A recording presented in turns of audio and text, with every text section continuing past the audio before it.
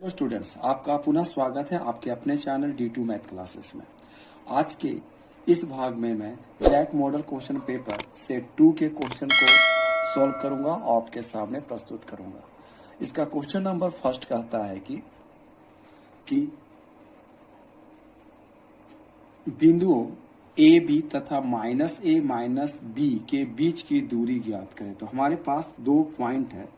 मान लेते पहला पॉइंट ए है जिसका नियामक है हमारा ए और बी, और दूसरा पॉइंट बी है जिसका नियामक दिया है -a -b। तो हमें इन ए और बी के बीच की दूरी अर्थात ए बी ज्ञात करना है। तो ये हमारा क्वेश्चन जो है डिस्टेंस फार्मूला अर्थात दूरी सूत्र से संबंधित है।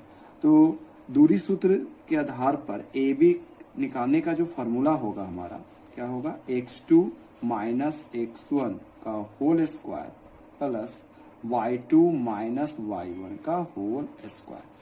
तो अगर ए बी में देखें तो ये a और b है, तो जिसमें ये a जो होगा वो x1 का काम करेगा, b जो होगा हमारा y1 का काम करेगा। उसी प्रकार b पॉइंट में देखें तो -a जो होगा x2 का काम करेगा और -b जो होगा वो y2 का काम करेगा।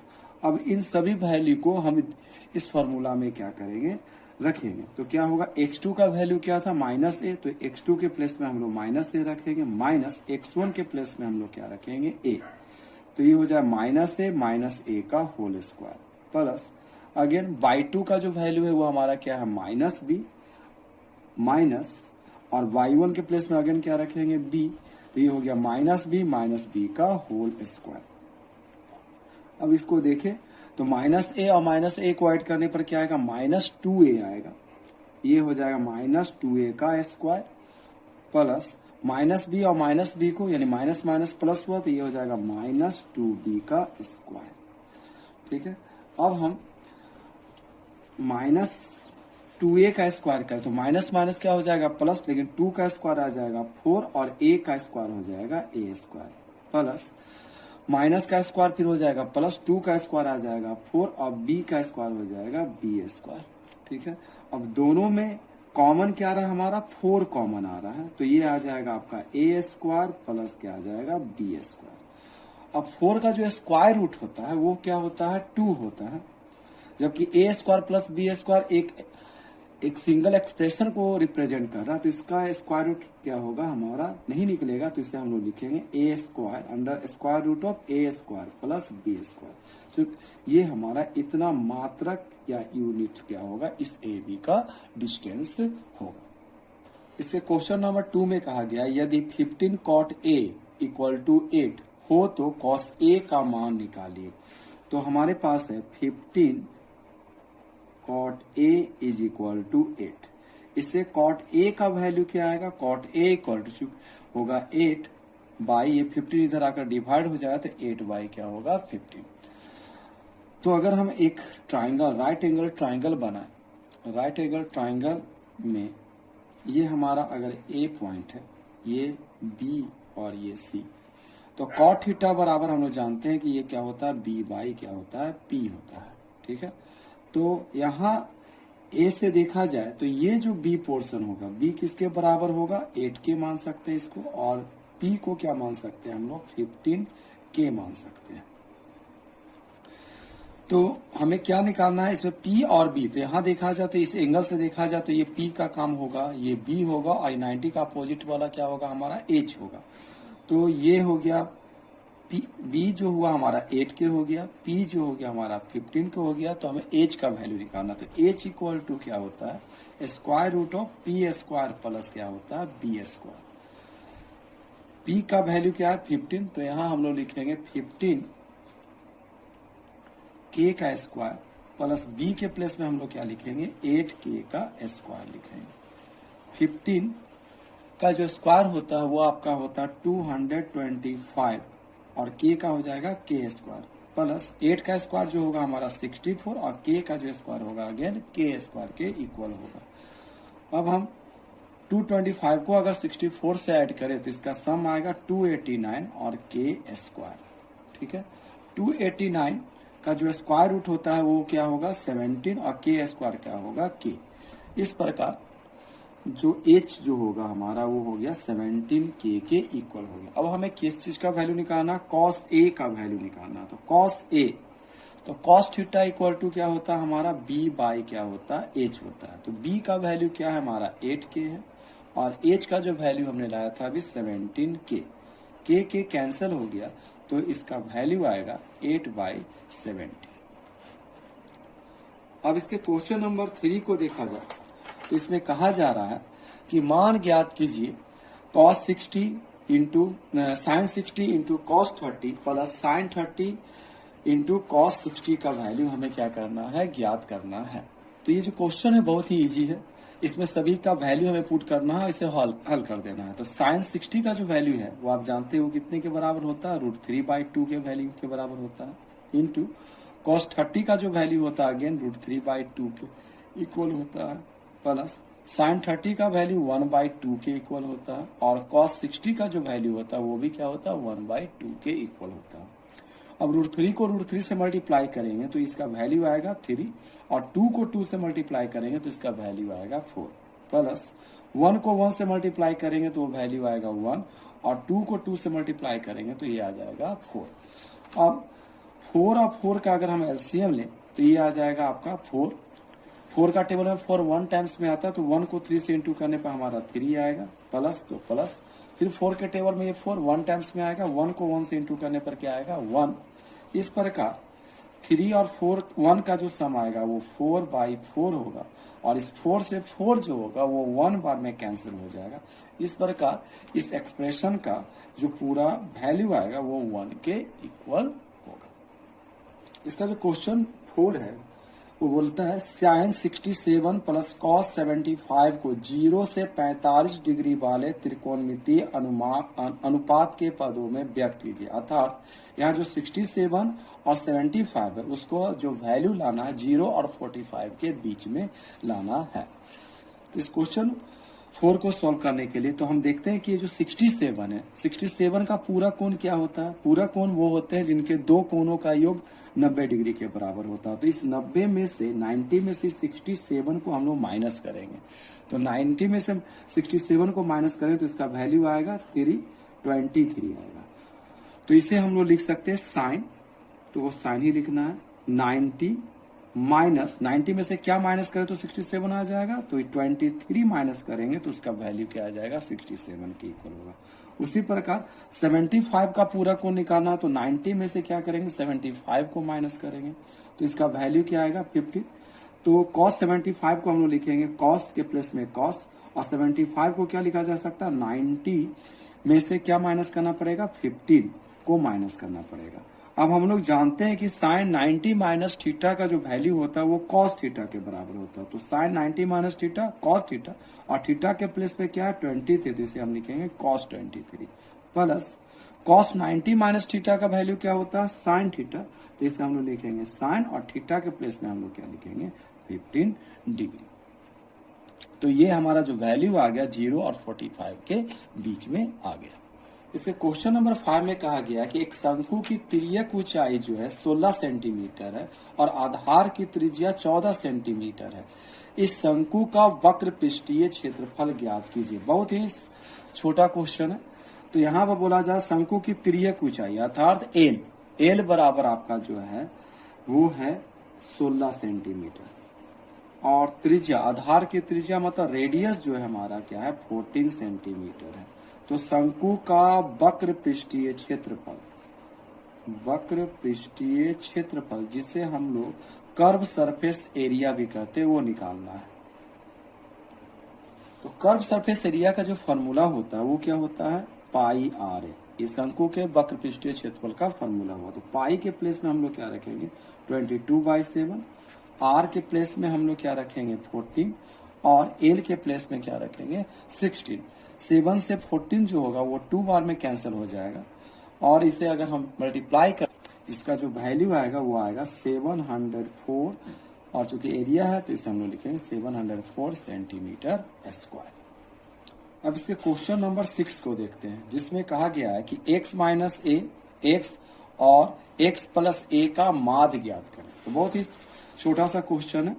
तो 6 में लिखेंगे माध्य का जो फॉर्मूला हम लोग जानते हैं माध्य बराबर होता है प्रेक्षणों का योग, प्रेक्षणों का योग डिवाइडेड बाय क्या होता है, प्रेक्षणों की संख्या।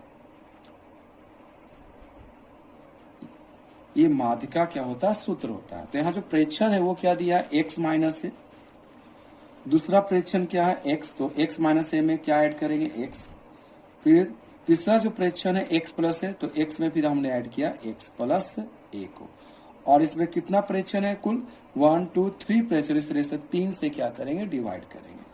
अब यहाँ देखते हैं तो माइनस ए और ये क्या है, प्लस ए, तो ये क्या हो जाएगा, दोनों कैंसिल हो जाएगा। x x x तीनों को अगर हम जोड़ते हैं तो इसका वैल्यू क्या आएगा, 3x आएगा, डिवाइडेड बाय क्या आएगा, 3 से 3 कैंसिल हो गया। इस प्रकार इसका वैल्यू क्या आएगा, x के बराबर होगा। तो ये जो प्रेक्षण था इसका जो माध्य आएगा वो x के बराबर आएगा। अब इसका क्वेश्चन नंबर 7 जो सेक्शन ए का अंतिम क्वेश्चन है वो कहता है कि 20 बल्बों के एक समूह में 4 बल्ब खराब है। इस समूह में से एक बल्ब यादृच्छिक निकाला जाता है। इसकी क्या प्रायिकता है कि यह बल्ब पहला खराब है और दूसरा खराब नहीं है। अगर हम क्वेश्चन 7 में देखें तो यहाँ कुल बल्ब क्या, 20 बल्ब का एक समूह है। तो यहाँ कुल संभव जो परिणाम होगा, कुल संभव परिणाम जो हमारा क्या है वो 20 के इक्वल है। इसमें 4 बल्ब क्या है, खराब है। तो खराब बल्ब की संख्या क्या हुआ हमारा, खराब बल्ब की संख्या वो है आपका 4 है। तो अच्छा बल्ब कितना होगा, क्योंकि 20 बल्ब में 4 बल्ब खराब है, तो अच्छे बल्ब का संख्या क्या होगा, यानी खराब बल्ब नहीं होने की संख्या, यानी अच्छे बल्ब की संख्या, अच्छे बल्ब की संख्या जिससे हम खराब नहीं बल्ब भी कर सकते हैं, वो क्या होगा, 20 में से 4 को माइनस करेंगे तो यानी क्या होगा, 16 बल्ब जो ऐसा है जो वो खराब नहीं है। तो इसमें पहला क्वेश्चन निकालना है, किसकी प्रायिकता निकालना है, खराब बल्ब की प्रायिकता। तो पहला P प्रायिकता बराबर हम लोग जानते हैं कुल अनुकूल परिणाम बटा कुल संभव परिणाम। तो यहाँ खराब बल्ब की प्रायिकता निकालना, तो खराब बल्ब की संख्या कितना है, 4, और पूरा परिणाम कितना था मेरा 20, तो इसको 4 को किससे डिवाइड करेंगे, 20 से, यानी ये हो गया मेरा अनुकूल परिणाम और ये हो गया कुल संभव परिणाम। क्योंकि हमें खराब बल्ब का निकालना था इसलिए खराब बल्ब की संख्या को लिखा गया।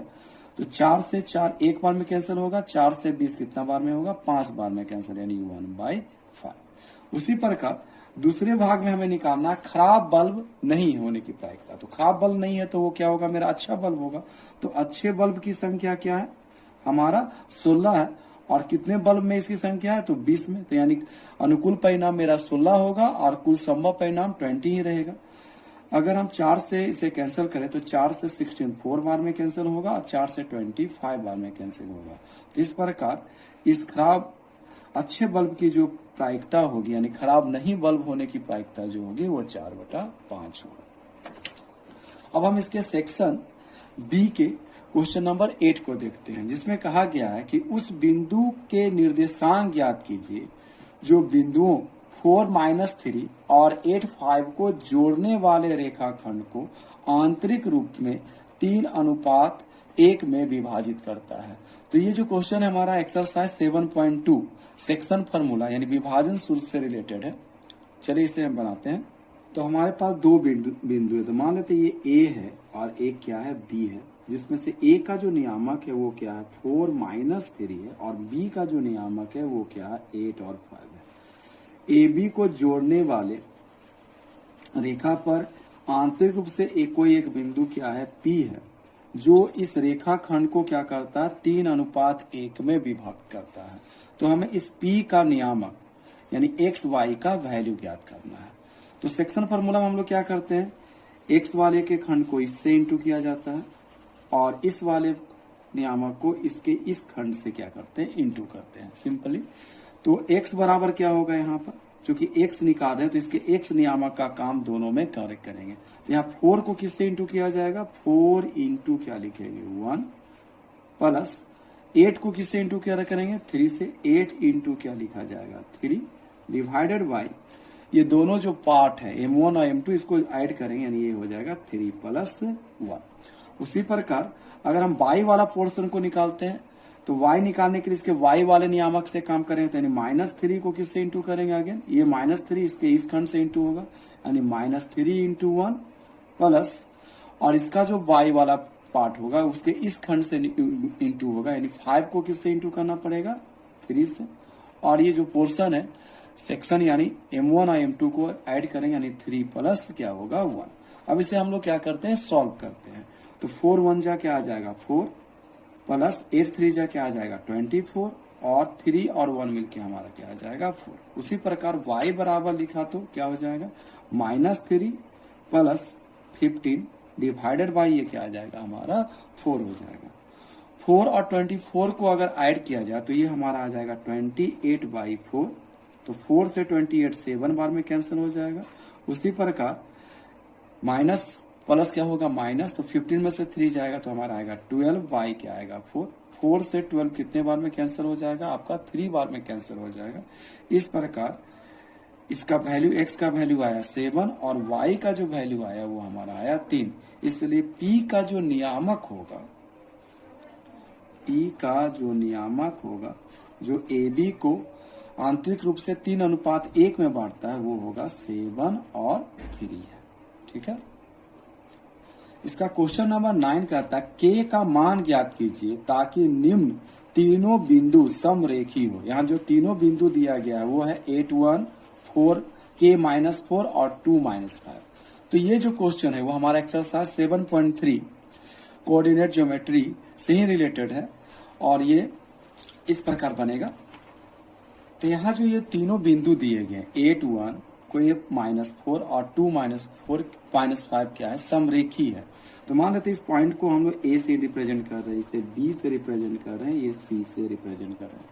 तो अगर दिया गया कोई 3 बिंदु हमारा समरेखी होता है तो ये इस तरह से जो A B C पॉइंट को मिलाकर जो त्रिभुज बनेगा उसका जो क्षेत्रफल आएगा वो हमारा क्या होगा 0 के इक्वल होगा। तो हम लोग यहाँ लिखते हैं चूंकि बिंदु समरेखी है, हमारा जो बिंदु है समरेखी है, एक ही लाइन में है, तो इस प्रकार इन बिंदु को मिलाने से जो त्रिभुज बनेगा A B C को मिलाने से जो त्रिभुज बनेगा वो ABC होगा, उसका जो क्षेत्रफल होगा वो 0 के इक्वल होगा। अब हम लोग त्रिभुज का क्षेत्रफल निकालने का जो नियामक सूत्र के आधार पर है वो है 1/2 x1 y2 minus y3 plus x2 y3 minus y1 plus x3 y1 minus y2 equal to क्या होता है 0। अब यहां देखें तो इस पॉइंट में अगर हम 8 को x1 मान सकते हैं, 1 को क्या मान सकते हैं y1 मान सकते हैं, B में का जो पॉइंट है उसमें k को x2 मान सकते हैं और -4 को y2 मान सकते हैं। उसी प्रकार C का जो पॉइंट है उसमें 2 को हम लोग x3 मान सकते हैं और -5 को y3 मान सकते हैं। अब इन सभी वैल्यू को इस फॉर्मूले में क्या करेंगे रखेंगे, तो ये आ जाएगा हमारा 1/2। x1 के प्लेस में हम लोग क्या रखेंगे 8, y2 के प्लेस में हम लोग क्या रखेंगे -4 और y3 के प्लेस पे क्या रखेंगे -5। तो यहाँ पर माइनस ऑलरेडी है तो माइनस और माइनस मिलकर क्या हो जाएगा हमारा +5 प्लस x2 के प्लेस में हम लोग क्या रखेंगे k, y3 के प्लेस में हम लोग क्या रखेंगे -5 माइनस y1 के प्लेस में हम लोग क्या रखेंगे 1 प्लस x3 के प्लेस पे हम लोग क्या रखेंगे आगे 2 और y1 के प्लेस में हम लोग क्या रखेंगे 1 माइनस y2 के प्लेस पर क्या है -4, तो माइनस और माइनस मिलकर क्या हो जाएगा हमारा 4 इक्वल टू क्या आ गया 0। अब इसे और क्या लिख सकते हैं हम लोग 1/2, ये हो गया 8, ब्रैकेट वाले को सॉल्व पहले करते हैं तो प्लस माइनस 5 में से 4 जाएगा तो 1 बचेगा, तो 8 को किससे इंटू करना पड़ेगा 1 से, तो ये हमारा हो जाएगा 8 के बराबर हो जाएगा। प्लस k आया -5 और -1, तो माइनस माइनस क्या हो जाएगा प्लस, तो ये हो जाएगा -5 और -1 मिलकर -6 के इक्वल आएगा। प्लस 2 1 और 4 मिलकर हमारा क्या आ जाएगा 5, तो 2 इंटू हम इसे क्या लिखेंगे 5। अब ये हो जाएगा 1/2, ये हो गया 8 प्लस माइनस -6 के प्लस 2 5 जा क्या हो जाएगा 10 इक्वल टू 0। तो आप यहाँ देख सकते हैं कि 1/2 यहाँ क्या इस पूरे संख्या से गुना में है के रूप में। तो इस अगर 1/2 को अगर हम राइट हैंड साइड ले जाएं तो ये क्या होगा 0/1/2, यानी 0 से अगर किसी संख्या को डिवाइड करते हैं 0 से तो वो क्या हो जाएगा 0 के बराबर हो जाएगा। इसलिए हम इसे इस प्रकार ही लिख सकते हैं, यानी 8 - 6 के प्लस 10 के रूप में समझ सकते हैं। तो 8 और 10 को ऐड करने पर हमारा क्या आ जाएगा 18 - 6 के इक्वल टू क्या हो गया 0, क्योंकि 1/2 इधर आकर क्या हो गया 0 में कन्वर्ट हो गया है। ठीक है, अब इस -18 को हम लोग क्या करेंगे राइट हैंड साइड ले जाएंगे तो ये हो जाएगा -6 के इक्वल टू क्या हो जाएगा -18। ये माइनस माइनस हमारा क्या हो गया कैंसर। इस प्रकार k का जो वैल्यू आएगा 18/6, 6 से 18 क्या होगा 3 टाइम्स में कट जाएगा, इसलिए k का जो वैल्यू होगा 3। तो ये जो दिया गया जो बिंदु है उसमें अगर k का वैल्यू 3 हो तो ये जो बिंदु जो होंगे वो हमारा क्या होंगे समरेखी होंगे। इसका जो क्वेश्चन नंबर 10 कहता है, एक ठेकेदार बच्चों को खेलने के लिए 1.5 मीटर ऊंचा एक फिसलन पट्टी लगाता है जो भूमि के साथ 30 डिग्री के कोण पर झुका हुआ है। तो फिसलन पट्टी की लंबाई ज्ञात करें। तो ये फिसलन पट्टी का जो हाइट है वो हमारा क्या है 1.5। मान लेते ये फिसलन पट्टी है जिसको ऊंचाई कितना रखा गया 1.5 मीटर रखा गया है। और ये हमारा फिसलन पट्टी है जो टॉप ए से जाएगा और भूमि के साथ लगा हुआ रहेगा, जो भूमि के साथ क्या करता है 30 डिग्री का कोण बनाता है। तो एंगल जो सी है वो हमारा 30 डिग्री है। तो ये हमारा क्या हो गया फिसलन पट्टी, यानी ए सी हमारा फिसलन पट्टी, इसी का वैल्यू हमें निकालना है। तो माना फिसलन पट्टी की लंबाई, ये जो लंबाई है क्या AC है वो हमारा क्या है H मीटर के बराबर है। ठीक है, तो इस त्रिभुज ABC में अगर हम देखें तो ये क्या होगा, हमको इधर से देखें तो ये हमारा P होगा, ये क्या होगा H होगा और ये क्या होगा B होगा। तो P हमारा दिया गया है और H निकालना, तो P और H में जो रिलेशनशिप होता है वो किसका होता है साइन का होता है, क्योंकि इस एंगल से देख रहे हो तो ये हमारा P का काम करेगा और 90 का अपोजिट वाला क्या होता है H होता है। तो P और H का रिलेशनशिप किसमें होता है साइन का। तो हम साइन का उपयोग करेंगे और थीटा का प्लेस में हमें क्या रखना पड़ेगा 30। तो साइन 30 इक्वल टू होता है P/, तो P हमारा क्या है AB के इक्वल है और H जो है हमारा क्या है AC के इक्वल है। तो साइन 30 का जो वैल्यू होता है वो 1/2 होता है, AB का जो वैल्यू है 1.5 है और AC जो है हमारा क्या माने थे H के बराबर है। क्रॉस मल्टीप्लीकेशन करें तो H को 1 से इंटू करने पर हमारा H आएगा और 1.5 को किससे इंटू करना पड़ेगा 2 से इंटू करना पड़ेगा। तो इस प्रकार इसका जो वैल्यू आएगा H बराबर क्या होगा 3 मीटर होगा। यही हमारा फिसलन पट्टी की लंबाई होगी। इससे क्वेश्चन नंबर 11 में कहा गया यदि sin 3a equal to cos a - 26 हो तो a का मान ज्ञात करना है।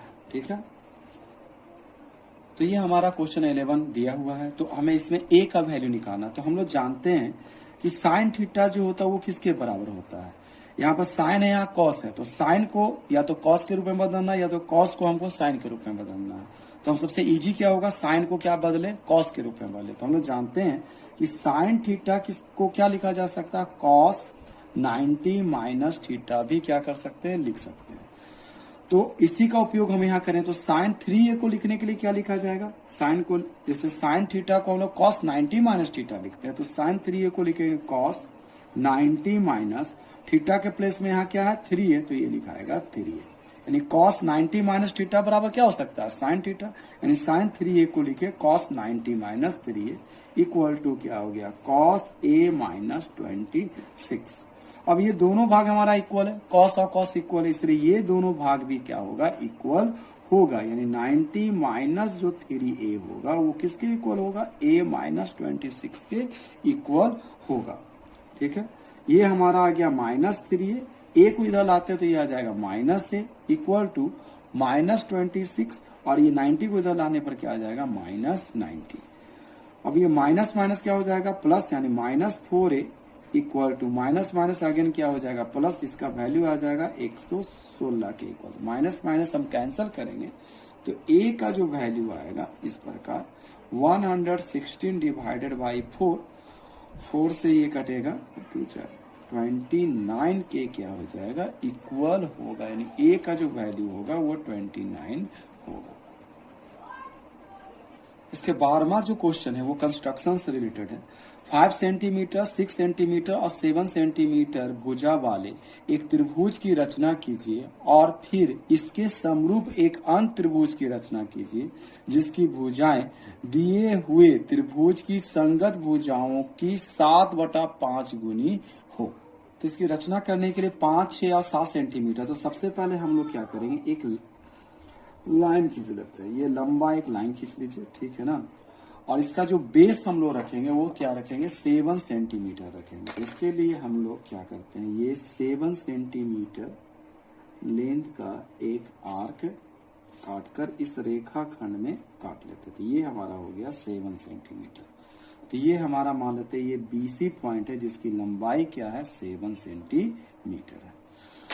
त्रिभुज के अन्य भुजा का जो लंबाई है, एक क्या है 5 है और दूसरा क्या है 6 है। तो हम क्या लेंगे, अब एक 5 सेंटीमीटर का आर्क काटेंगे, नापेंगे इसे और B से रखकर इसे ऊपर की ओर कट करेंगे। और दूसरी भुजा जो है हमारा वो 6 सेंटीमीटर है, तो इसे हम लोग 6 सेंटीमीटर नापेंगे और C पर रखते हुए इसे क्या करेंगे, कट करेंगे और इसे ज्वाइन कर देंगे।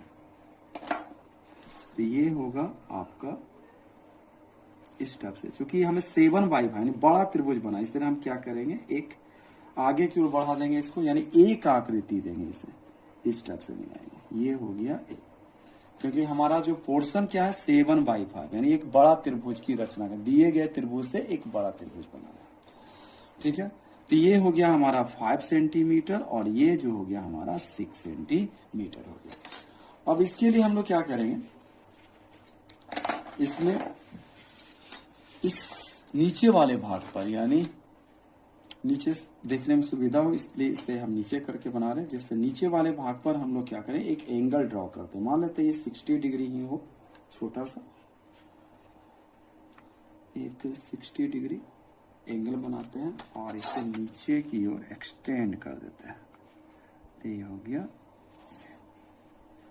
तो हमारा क्या है, त्रिभुज का जो अनुपात होना चाहिए 7/5 क्या है 5 है, ठीक है ना। तो सबसे बड़ा खंड इसमें क्या है 7, तो इस जो लाइन सेगमेंट जो हम लोग खींचे नीचे की ओर उसमें 7 कट लगाएंगे, ठीक है। तो इसे और छोटा बड़ा किया जा सकता है अपने अकॉर्डिंग टू लेंथ के आधार पर। तो ये मान लेते हैं ये पहला कट हुआ 1, ये हो गया 2, 3, 4, 5, 6 और ये क्या होगा 7। यानी जो 7/5 में जो सबसे बड़ा भाग था उतना कट हम नीचे में लेंगे, ठीक है। और इसका जो नेमिंग है हम लोग क्या करते हैं, इसे हम लोग B1, B2, B3, B4, B5, B6 and क्या लिखते हैं B7 रखते हैं। तो हमने बताया था कि अगर ये 7/5 बनाना है तो सबसे पहले क्या करना, 7 कट इसमें निकाले और उसके बाद हम इसके हर जो ये हर वाले भाग को क्या करेंगे, इस पॉइंट से, त्रिभुज का ये जो पॉइंट है शीर्ष है उससे क्या करना, मिलाना। तो यहाँ कौन सा पॉइंट है 5, तो 5 को हम किससे मिलाएंगे, C से मिलाएंगे। तो ये हो गया 5 को किससे ज्वाइन करना पड़ेगा, C से ज्वाइन कर देंगे, यानी सबसे बड़ा कट काटेंगे। और जो नीचे वाला पोर्शन हो, हमेशा हम लोग नीचे वाले ही पोर्शन को क्या करते हैं, इस त्रिभुज के इस C पॉइंट से क्या करते हैं, मिलाते हैं। अब क्या करेंगे, ये जितना एंगल हमारा ये जो B और C के बीच में, यानी B5 और B5C के बीच में जितना एंगल बन रहा है उतना एंगल हमें क्या बनाना, 5 से कहाँ जाना, C पर शिफ्ट कर जाना, C पर उतने एंगल बनाना था। इस रेखा के BC के समानांतर एक रेखा B7 पर ड्रॉ करना। तो इसके लिए हम लोग क्या करेंगे, एक आर्क लेंगे आगे, इस आर्क को इस टाइप से नापा और बिना एडजस्ट किए अगेन उसे कहाँ रखेंगे, C पर रखेंगे और यानी B7 पर रखेंगे और एक आर्क क्या करेंगे, काटेंगे, ठीक है। अब इसका लेंथ को नापेंगे, यहां से इसका लेंथ नापने के लिए, क्योंकि इसके बराबर एंगल यहां बनाना है तो इसको मेजर करेंगे कहां तक ये जाता है, इसे एडजस्ट कर लाया जाएगा और यहां से रखते हुए इससे क्या करेंगे, कट कर देंगे और इसे ज्वाइन करेंगे। तो ये जो हो गया हमारा ये इसके समानांतर हुआ। तो आप देखेंगे ये पूरा इसके समानांतर आ रहा है, ठीक है। अब यही काम हमें क्या करना है, सी पर करना है, यानी सी पर ये जो हमारा ए सी पॉइंट था, ए सी के समानांतर एक पॉइंट क्या करना है, ये मान लेते हैं ये जो पैरेलल लाइन खींचा वो बी एक्स को क्या करता है, सी पर सी डैश पर काटता। अब हमें क्या करना, ए सी के पैरेलल एक लाइन खींचना है जो सी डैश से होकर गुजरे। तो इसके लिए भी अगेन हम लोग क्या करेंगे, एक आर्क खींचेंगे, सेम आर्क को कहां रखेंगे, सी डैश पर रखते हुए एक सेम आर्क को ड्रॉ करेंगे। अब इसी प्रकार इसके भी लेंथ को क्या करेंगे, मेजर करेंगे। तो ये हमारा मेजरमेंट हो गया, ठीक है, अच्छा से। और उसको यहां से रखकर यहां पर काट देंगे और इससे क्या करेंगे, मिलाएंगे।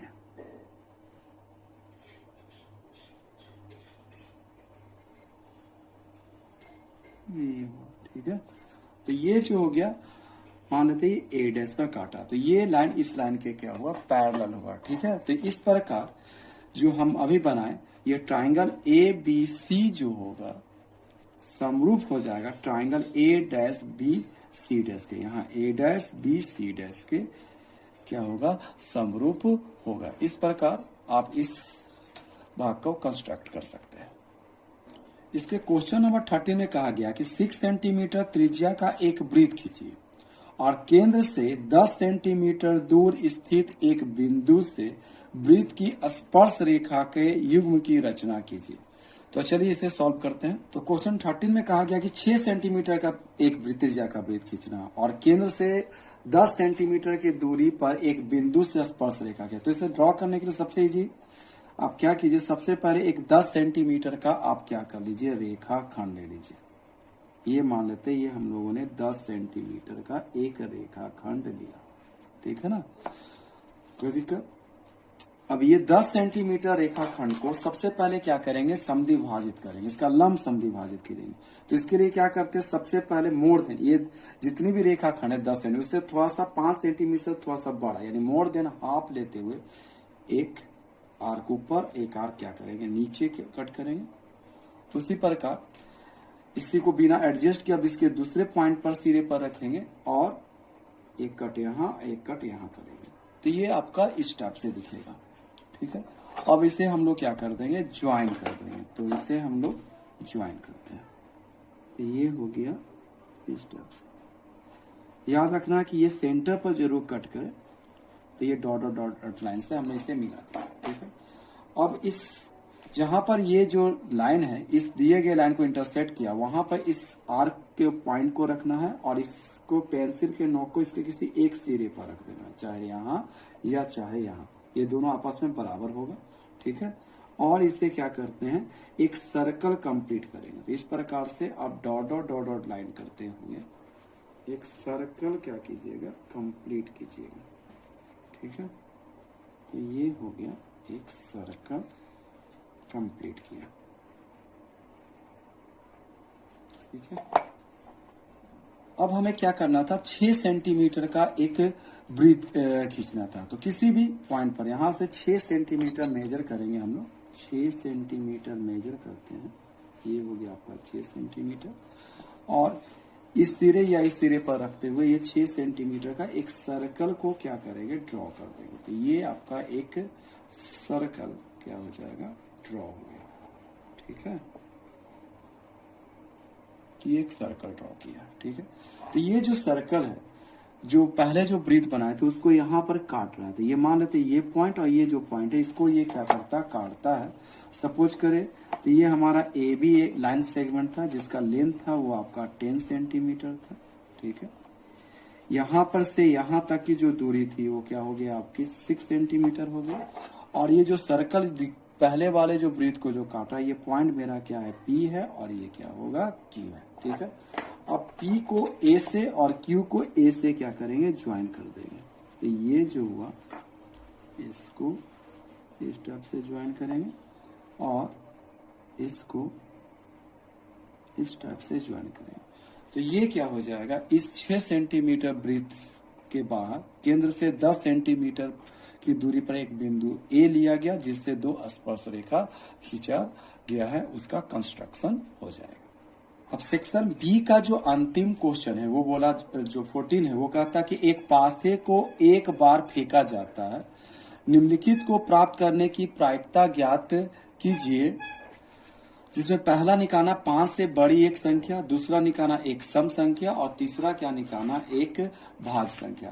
तो एक पासे को फेंकने पर हमें कितने संख्या आती है, यानी 6 संख्या आती है, यानी 1 2 3 4 5 और 6 संख्या आएगा। ठीक है, यानी इस प्रकार हमारा जो कुल क्या होगा, संभव परिणाम जो होगा, कुल संभव परिणाम जो होगा वो क्या होगा 6, क्योंकि एक पासे को फेंकने पर यही संख्या आती है, 1 से लेकर 6 तक ही संख्या आएगा। तो हमें सबसे पहले बोला जा रहा 5 से बड़ी संख्या की प्रायिकता निकालना। तो 5 से बड़ी संख्या कौन है इसे, 5 से बड़ी संख्या सिर्फ एक होगी जो होगी 6।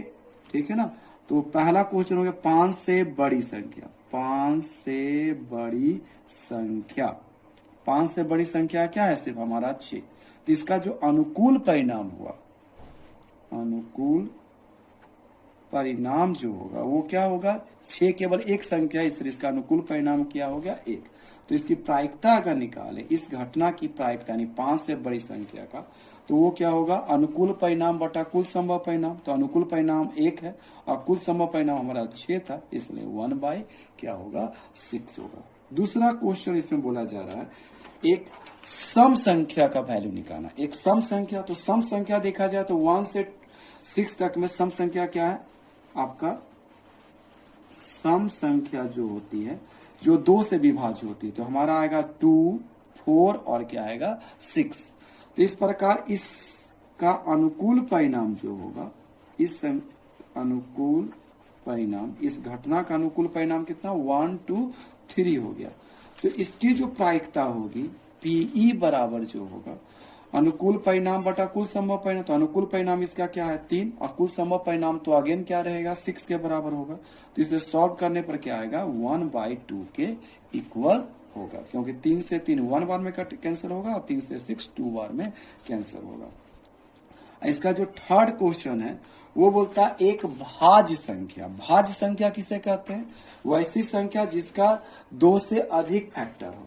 तो इसमें से भाग संख्या जो होगा सिर्फ 4 और क्या होगा 6 होगा, क्योंकि 4 जो है जो 1 से भी कटेगा, 2 से भी कटेगा और 4 से भी कटेगा, इसका फैक्टर 2 से ज्यादा है।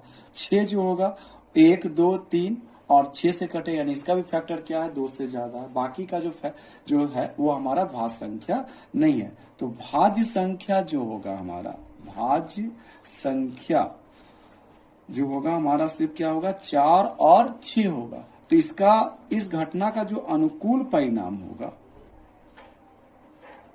वो क्या होगा 4 और 6, यानी सिर्फ 2 होगा। तो इसकी जो प्रायिकता होगी क्या निकालेंगे, प्रायिकता बराबर क्या लिख सकते हैं हम लोग, अनुकूल परिणाम बटा कुल संभव परिणाम। तो अनुकूल परिणाम इसकी क्या है 2 और संभव परिणाम मेरा क्या था 6। तो 2 से 2 एक बार में कैंसिल होगा, 2 से 6 3 बार में कैंसिल होगा, यानी इसकी घटना की जो प्रायिकता होगी वो क्या होगी 1/3 के इक्वल होगी। अगर हमारा यह प्रयास आपको अच्छा लगा हो तो हमारे वीडियो को लाइक और शेयर करना ना भूलें। Thank you.